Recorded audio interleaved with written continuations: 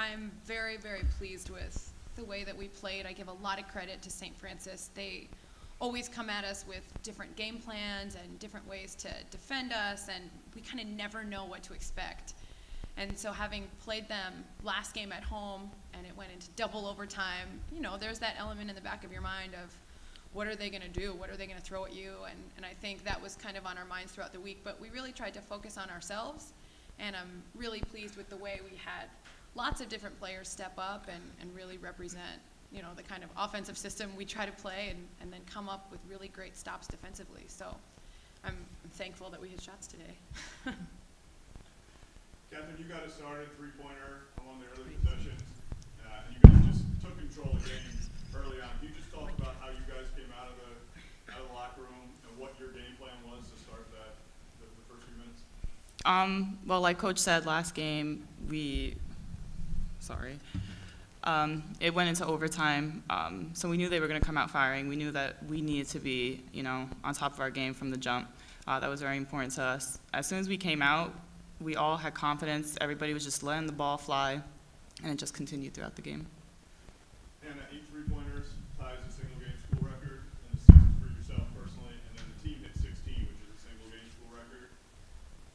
What was that? Where did that come from today for you guys? Honestly, I think just moving the ball as well as we did in conference game, our first playoff game, you want to come out fire and let other teams know that you're ready to play. And I think we're all just on the same page right now and just hitting open shots. So. Catherine, for both of you, let's talk about the change of playing in regular season games, and now today it's the postseason, and how do you adjust mentally to come out and start those games?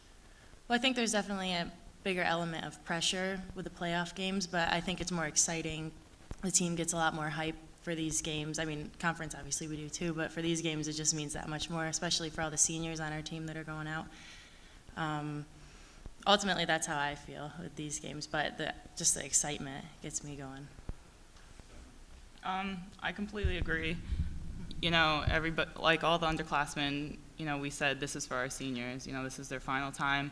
We have to take it, one game at a time, play for them, share the ball, and do the best that we can.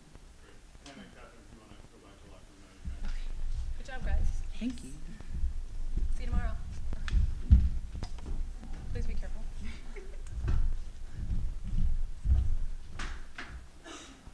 Coach, during regular season, 2 tight games with St. Francis broke down. You guys came out and really took control. What was your change in game plan, or what did you guys just do differently, the team do differently, you just took control of the game from the outset? Yeah, I think that's a good question. We really focused on ourselves this past week. We dropped 2 games in late season, and the thought of losing a regular season championship weighed heavy on our minds. They were pissed. And we came back and we kind of regrouped and said, listen, new season, record is 0-0. Let's get after it. And when they saw we had St. Francis, New York, they knew we had a really big task ahead of us. They have dynamite shooters. They can play you all different ways. They challenge us in a lot of different areas to defend penetration and to really lock in on defense and rebound. And so we really focused on some of those things in the lead up to the game.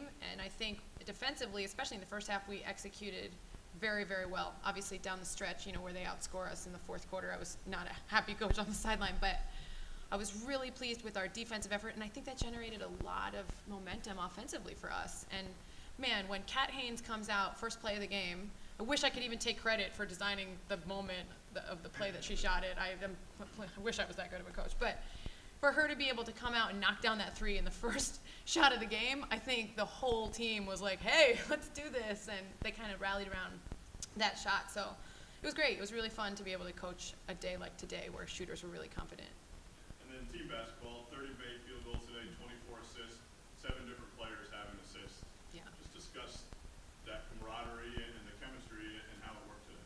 Yeah, that's what I told them in the locker room I was the most proud of. I said, guys, when was the last time, number 1, we put 90 points on the board, and number 2, that we had an assist to turnover ratio that's just outstanding. I mean, 24 assists to 12 turnovers, you can't ask for a better team chemistry than that. And we noticed it going into the half that we had a large assist to turnover ratio, and I think they really prided themselves, even at halftime when I asked them, what are you guys seeing out there? They said, man, we just have to keep moving the ball and we're finding open shooters. And they really felt confidence in each other.